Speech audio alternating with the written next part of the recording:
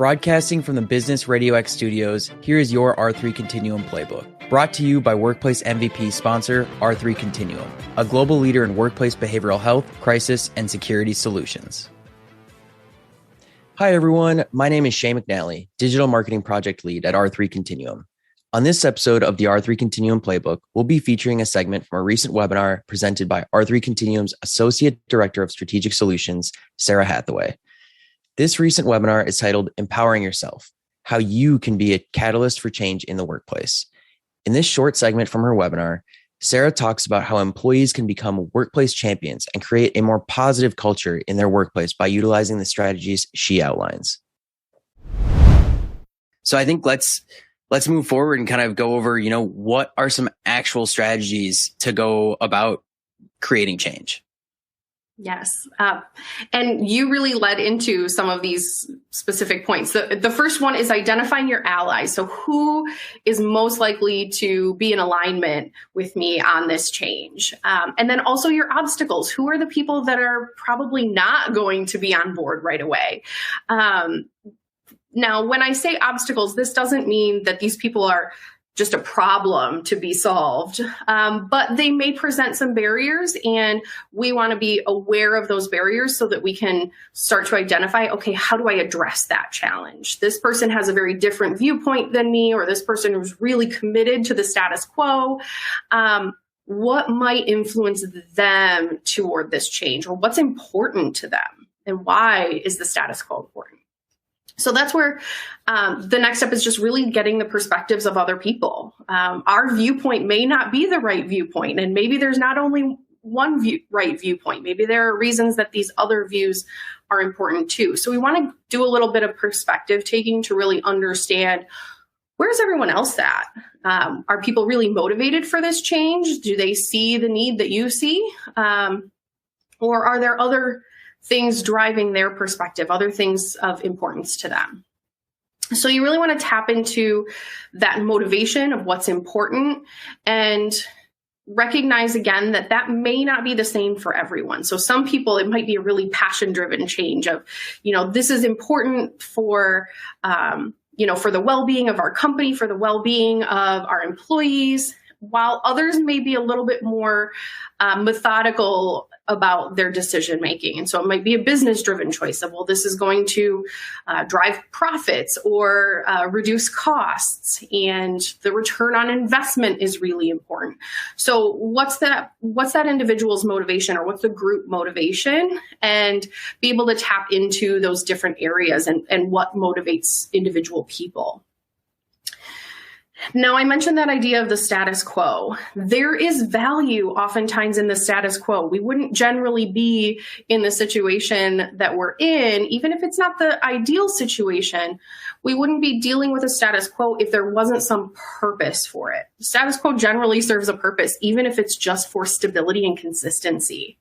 So we have to recognize that the possibility of not changing has some value too. Helps us to really create a bit of a counterbalance there to our own plan or ideas. We need to get really clear in defining what's the ask, what needs to change, and what do we need in order to affect that change.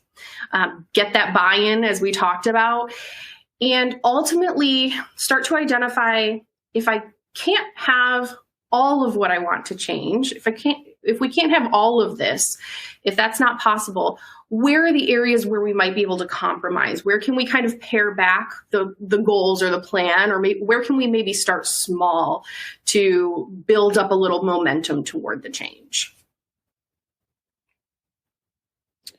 So going off of what you were just saying about kind of the different types of changes, which do you think is typically harder to gain buy-in? Would that be like a cultural change in the organization or a business change?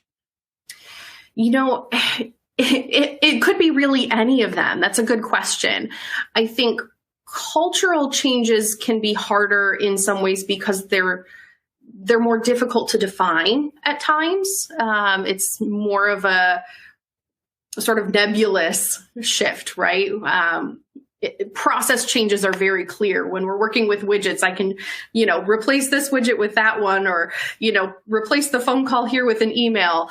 That's very clearly defined. Those cultural shifts are a little bit more complex. Doesn't mean that they're impossible, or, that we can't tackle those, but they're just different. Yeah. Okay. That makes complete sense. I think another question following this up, and we do have about 8 minutes left, so we will answer some questions if anybody in the audience has some more as well. But is this something that is like, you can only do it if you're a leader or a manager in your company? Or do you think that like going about these strategies and trying to create change, for the better of the company can be anybody in the organization? I think that it can be anyone within the organization. Change starts somewhere, right? Now, I think we also have to acknowledge that at the leadership level, there oftentimes is a greater opportunity for influence. There's greater authority, ability to make decisions that you may not be able to make as, at another level of the organization. But everyone can influence change. It's about, setting the standard, being the example at times, creating that buy-in, building allyship in that change, and really just starting the momentum and recognizing that even those really small changes are a catalyst toward greater change. Sometimes when we look at having these big lofty goals and things that we want to shift, especially when we're talking about a cultural shift or a team shift or program design shift, these are big things. And so sometimes it can feel like, well, gosh, we're not making any progress, or our movement is very slow, or maybe we only got this one little piece of what we wanted. But that generally, if you start to kind of look from, A to Z, look over a period of time, you start to see that maybe that one small change created an opportunity for another change and another change. So never underestimate the power of momentum in making change. Reducing the amount of toxicity in the workplace can help to improve the overall well-being of you, your colleagues, and the organization as a whole. If you or your employees are feeling significant amounts of stress and workplace disruption, you're not alone. R3 Continuum can help. Connect with us and learn about our services at www.r3c.com or email us directly at info@r3c.com.